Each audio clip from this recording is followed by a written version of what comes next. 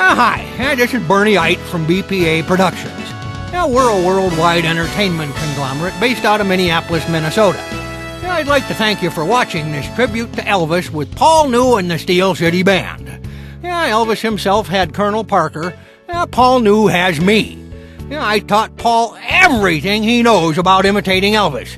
How to come across as 170 pounds of quivering love. Now, Elvis had James Burton. Paul New has Joe Campbell.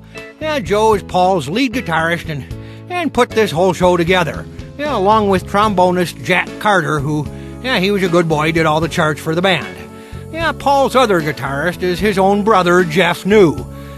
Jeff comes from Hawaii. I think it's a little town called Kamanawanalea, or something like that. Then there's Jerry McGee on keyboards. All the women like him. Oh, yeah. Paul's bass player, Dave Feudner. Davy. He's also a great bass singer and Rodney Dangerfield impersonator. Sadly, he got sick, so we had Mark Slick fill in. Mark Slick did a dynamite job on bass. Let's get to the saxes. Louis Prima had Sam Butera. Paul New has Bobby Paulahan. To his friends, he's Bobby Pilashinsky, but the T is silent. And the other sax man was Twin Cities giant Rick Odell, who sadly has since passed away. Now, Paul's backup singers were led by Colleen Wold. She's a well-known Twin Cities vocalist, and the Decades, they were a well-respected gospel group of some daytime bankers who loved doing backup, just like Elvis's guys J.D. Sumner and the Stamps. And they were dynamite. Oh yeah, I almost forgot about Paul's drummer, Bruce C. Rudolph. Elvis had Ronnie Tutt, Paul had Bruce. What more can I say? Oh yeah, I had a great run with Paul New. He was my number one boy. The buyers couldn't get enough of him. He's a dynamite entertainer who has worked at every level of the business, including national TV and more. Paul was huge with the state fairs. I had him in all kinds of state fairs. He was huge at Hershey Park. He also wrote the Ballad of Roberto Clemente, and he sang that at the '79 World Series, and he sang that at Cooperstown for the Willie Mays induction into the Hall of Fame. And he also wrote the song about Elvis on this video. Both have been and they continue to see success for Paul.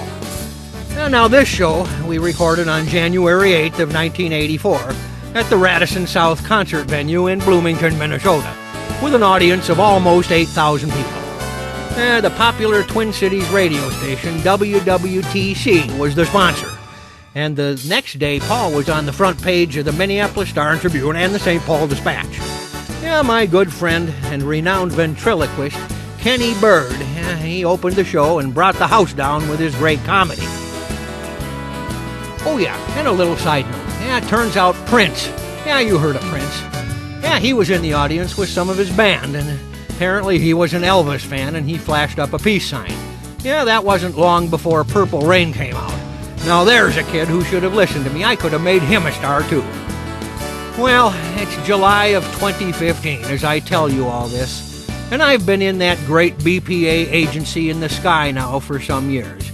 But Paul, he's still going strong after 57 years in the business. They just don't entertain audiences this way anymore. It's sad to see all of the spontaneity and fun gone from stage acts today. Paul is absolutely one of the last of the truly great entertainers. If there really is a rock and roll heaven, I have no doubt that when Paul New's day does come, he'll be fronting the band. And I don't think he's going to have to audition either.